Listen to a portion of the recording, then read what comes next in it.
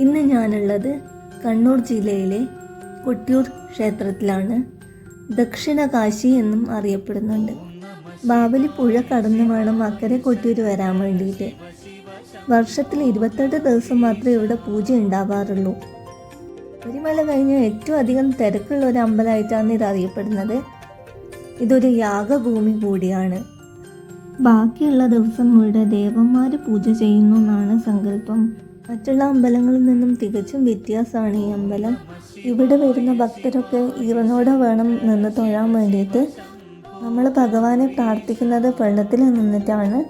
ഈ സ്ഥലത്തിന് തിരുവഞ്ചറ എന്ന് പറയും. അതുകൊണ്ട് തന്നെ ഇവിടെ വരുമ്പോൾ ഒരു പ്രത്യേക ഫീലാണ് കിട്ടുന്നത്.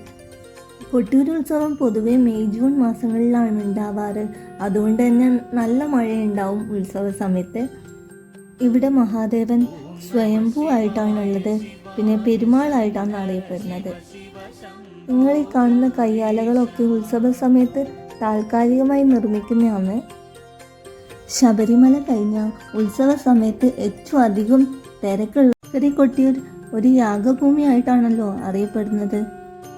പരമശിവനെ സതി വിവാഹം ചെയ്തതിൽ ഇഷ്ടപ്പെടാത്ത ദക്ഷൻ ഒരു യാഗം നടത്താൻ തീരുമാനിച്ചു.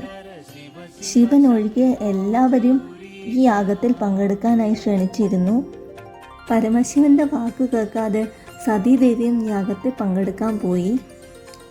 അവിടെ വെച്ച് മഹാദേവനെ അപമാനിക്കുന്ന കേട്ട സതീദേവിക്ക് ഒരുപാട് വിഷമം തോന്നി.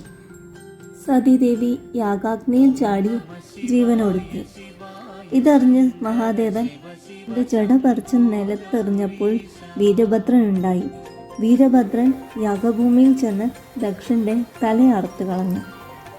കൊട്ടിയൂരിൽ സതീദേവിയുടെ സാന്നിധ്യമുള്ള സ്ഥലമാണ് അമ്മാറയ്ക്കൽ. അമ്മ മറിഞ്ഞത്, അതാണ് ഈ അമ്മാറയ്ക്കലായി അറിയപ്പെടുന്നത്. ഉത്സവ സമയം ഒഴികെ ബാക്കി എല്ലാ സമയം പൂജ ഉണ്ടാവാറ് ഇക്കരെ കൊട്ടിയൂരാണ്. എല്ലാവർക്കും പെരുമാൾ അനുഗ്രഹം ഉണ്ടാവട്ടെ. ഈ ചാനൽ സബ്സ്ക്രൈബ് ചെയ്യാത്തവരൊന്ന് സബ്സ്ക്രൈബ് ചെയ്ത് സപ്പോർട്ട് ചെയ്യാം.